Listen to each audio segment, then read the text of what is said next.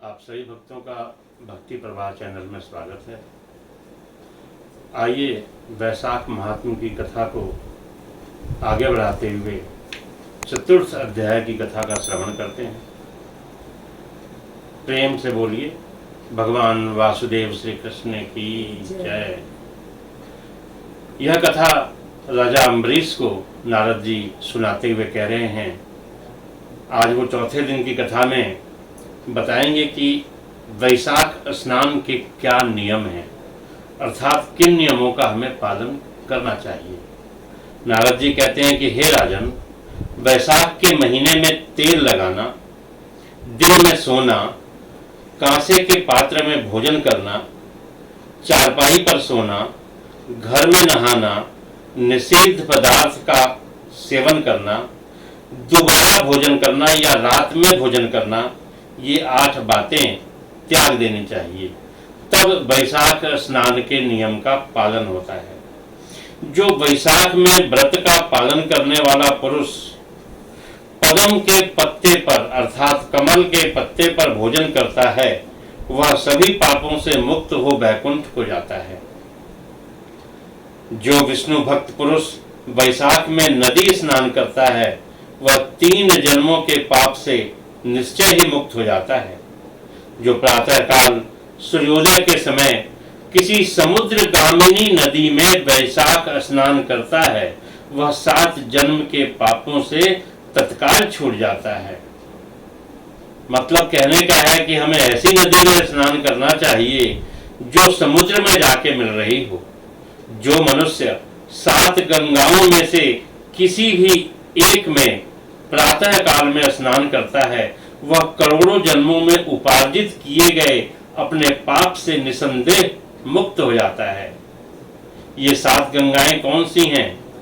गंगा, गोदावरी, यमुना, सरस्वती, कावेरी, नर्मदा और वेणी, ये 7 गंगाएं कही गई हैं। वैशाख मास आने पर जो प्रातः काल बावलियों में स्नान करता है, उसके महापातकों का नाश हो जाता है। जो व्यक्ति कंद, मूल, फल, शाक, नमक, गुड़, बेर, पत्र, जल जो भी वैशाख में दिया जाए, इनका दान करता है, वह सब अक्षय होता है। ब्रह्मा आदि देवता भी बिना दिए हुए कोई वस्तु नहीं पाते। जो व्यक्ति दान से हीन है, वह निर्धन होता है। यानी दान न देने वाला व्यक्ति अगले जन्म में अवश्य ही निर्धन होगा। अतः सुख की इच्छा रखने वाले पुरुष को वैशाख मास में अवश्य दान करना चाहिए। जब सूर्य देव मेष राशि में आ जाए, तब भगवान विष्णु के उद्देश्य से अवश्य प्रातः काल स्नान करके भगवान विष्णु की पूजा करनी चाहिए। कोई महिरथ नामक एक राजा था, जो कामनाओं में आसक्त और अजितेंद्रिय था। वह केवल वैशाख स्नान के सुयोग से स्वतः वैकुंठ धाम को चला गया। वैशाख मास के देवता भगवान मधुसूदन हैं, अतएव यह मास सफल है। वैशाख मास में भगवान की प्रार्थना का मंत्र इस प्रकार है: मधुसूदन देरे स वैशाखे मेषगे रवौ प्रातः स्नानं करिष्यामि निर्विघ्नं कुरु माधव। अर्थात हे मधुसूदन, हे माधव, मैं मेष राशि में सूर्य के स्थित होने पर वैशाख मास में प्रातः स्नान करूंगा। आप इसे निर्विघ्नता से पूर्ण कीजिए। फिर भगवान को अर्घ देने के लिए इस मंत्र का उच्चारण करें: वैशाखे मेषगे भानौ प्रातः स्नान परायण अर्घ्यते हम प्रदास्यामि गृहाणा मधुसूदना। सूर्य के मेष राशि पर स्थित रहते हुए वैशाख मास में प्रातः स्नान के नियम में संलग्न होकर मैं आपको अर्घ दे रहा हूँ। हे मधुसूदन, इसे ग्रहण करें। इस प्रकार अर्घ देकर फिर स्नान करें। फिर वस्त्रों को पहनकर संध्या, तर्पण आदि अपने नित्य कर्मों को पूरा करके वैशाख मास में विकसित होने वाले फूलों से भगवान विष्णु की पूजा करें। उसके बाद वैशाख मास के महात्म को सूचित करने वाली भगवान विष्णु की कथा सुने, अर्थात वैशाख महात्म की कथा सुने। ऐसा करने से कोटि जन्म के पापों से मुक्त होकर मनुष्य को मोक्ष की प्राप्ति होती है।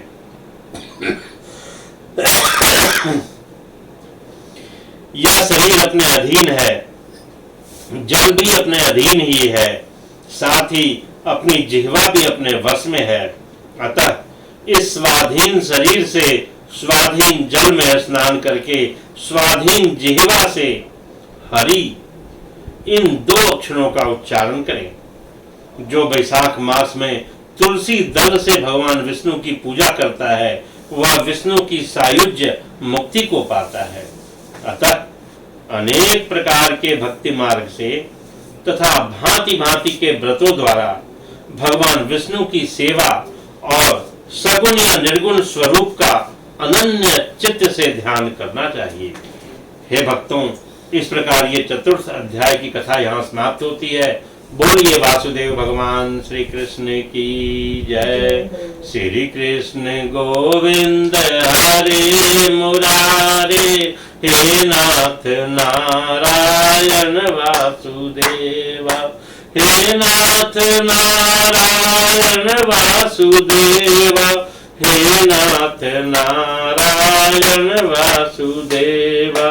श्री कृष्ण गोविंद हरे मुरारे, हे नाथ नारायण वासुदेवा।